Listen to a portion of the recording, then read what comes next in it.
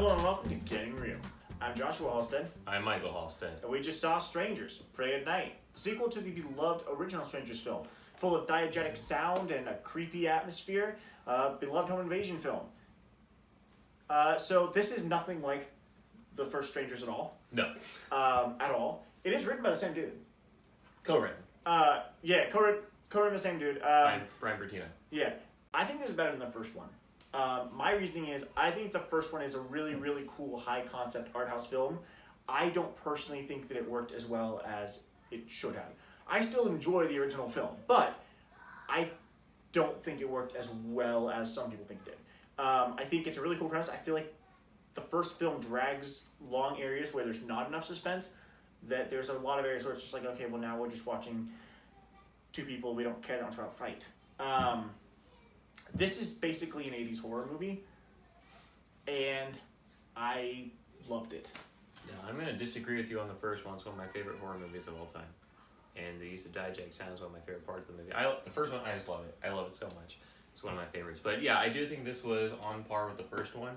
I don't want to say better because they're two very different types of films, and they both have their own thing that they're going for, and I think they both succeeded in that. This is definitely a throwback to the 1980s, from the title design to the soundtrack, a lot of which was actually basically taking riffs from old horror movies and then just changing a couple notes around, which I know some people were upset about. I thought it was cool because, one, if you haven't seen any of the old movies, you got a cool soundtrack, you like the vibe. If you have, then it's like, oh, they're referencing this, I can see how they're doing it. And I liked that aspect of it. I know some people didn't like that they were so blatantly referencing things, but I liked that part. I thought it was fun. The references was pretty much there were two things in this film that bothered me. The references was the main one, because some of the references are really fun, right? Like the opening credits are in your face a reference, right? Yeah. It's the Evil Dead writing, but it works because you're not in the film yet. So it's just like, hey, just so you know, you're watching this kind of film. Yeah. And so I was like, oh, cool. It made me excited. I heard in the theater, and audibly in the theater, you could hear people going, oh, like people got excited. Yeah. For that. The thing that bugged me mostly was the music cue references. A lot of the references where it's the same shot or a similar shot to older films worked for me. I enjoy that, right? Like, this is a very Carpenter-esque film, and John Carpenter is one of my top 5 favorite directors of all time. So I love the Carpenter callbacks.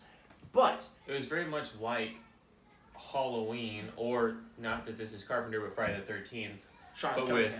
But yeah, with like multiple Jasons or multiple Michael Myers. Yeah, and I thought it was really well done in that. But the score was the callbacks that didn't work for me, because there are multiple parts where the score starts, and me as a Carpenter fan, I'm sitting there and I'm going, that is from the scene in The Fog. That is from the scene in Halloween. Yeah. That is from The Thing. You know, it's the same kind of score, but it's also like they literally just use riffs from other movies and like add a random note in. And if you've seen...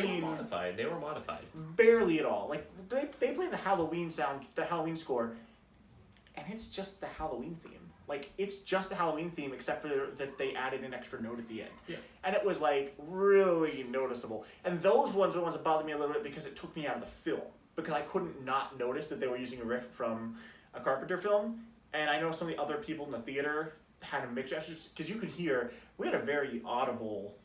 We had crowd. A very talkative crowd, yeah. And you could hear some of them like, oh, and some of them were like, See, I was on the, I was like, it heightened my excitement in the film, because every time they do that, I'm like, oh, I like this, like, it's throwing me back into there. I think I think this will work better on rewatch, because going into it now, it's very clear going in for a second time that it's not trying to be this big original film, it's trying to make you feel what you feel watching 80s horror movies. And so, at that point, those things work. But when you watch it the first time, if you're not expecting that, it's kind of like, I'm trying to take you seriously, and then you're doing this, and I can't reconcile these two things very well, because on one hand, you made an intelligent, decent, original horror film, and on the other hand, you keep playing John Carpenter songs. But I do think it'll work well in rewatch. Yeah, it definitely has a lot of rewatchability, too, in my mind, though. It was...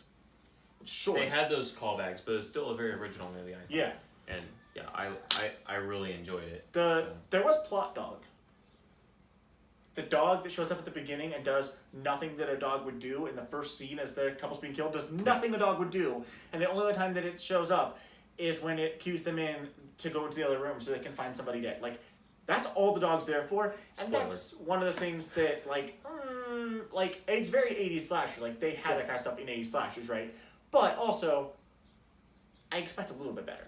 I definitely think this is better than the first one as a film. Like the first one, the cinematography is not very good, which actually makes sense because the guy that directed it is the guy that wrote it, and he's not a director. He basically was like, okay, well, the director that was supposed to direct the first Strangers dropped, and so he's like, we don't have time to find another one, I'll just direct it. And the first one, the cinematography, fine. A lot of the direction choices to me were like, they're not bad, but they're not like great. In this one, See, I actually liked a lot of the camera in the first film because I thought it added to the atmosphere. I thought it was too scrunched up to them. Like it's a lot of That was purposeful though. That was to make it claustrophobic. I think the claustrophobic use of that works better in stuff like Mother than it did in Strangers, but I don't know. I like the first Strangers film, but for me, this part of it's going to be I love 80s horror movies. Yeah, I watch them all the time. They're 80s slashers that's my wheelhouse. But also like I thought like there's so many really cool, beautiful shots in this. Where like that shot made me excited. There's one that's in the trailer with Bailey Madison, the teenage daughter, the actress Bailey Madison, where she runs up to the fence and she's grabbing on, and then the Dollface, that's her name, Dollface pops up in the distance, right? And it shows a glimpse of it in the trailer. It's so much better in the film, and it's so beautifully shot. There's actually a whole scene there. It's a pretty long scene. I won't tell you anything else that happens in it. But it's a really, really cool and creative scene. Yeah. And then there's a scene at the end, all I'll say is pool, because that doesn't spoil anything. But the pool scene is amazing. Yeah. One of my favorite scenes I've seen in a horror movie in a long time. Really, really good. And I think that's part of it too, is this didn't feel, the film itself, which isn't a spoiler to anything that happens in the film, but just literally, the film itself felt like we're doing our own thing, and we're not setting up for sequels, we're just making our thing. Which isn't to say anything that happens in it, but just the fact that the film isn't shot to give leeway for a future, it's just shot to make a cool story. You know, and I liked that a lot about it. Yeah. How did you feel about the acting in the film? I thought everybody in the film did a great job. I didn't. I'm sorry. It's better than a lot of the 80s movies you watch. That is true. And I thought, first of all, I don't think the acting in the first Strangers is anything to write home about. But the acting in the first Strangers, both actors I think are mediocre actors, but they worked well with their characters, and so it just kind of, it worked all right. It worked where you could believe them. In here, two of the actors are fantastic and are giving great performances, Christina Hendricks and Bailey Madison, and two of the actors are like really weird. Like the dad is fine until one particular scene when he is so over the top that it takes you out of the scene, which is a bummer because otherwise that scene is amazing. I thought that scene played out well though. I didn't have the same dad's issue that you poor had. acting didn't take you out of it at all. I didn't have the same issue with the acting that you had in that scene.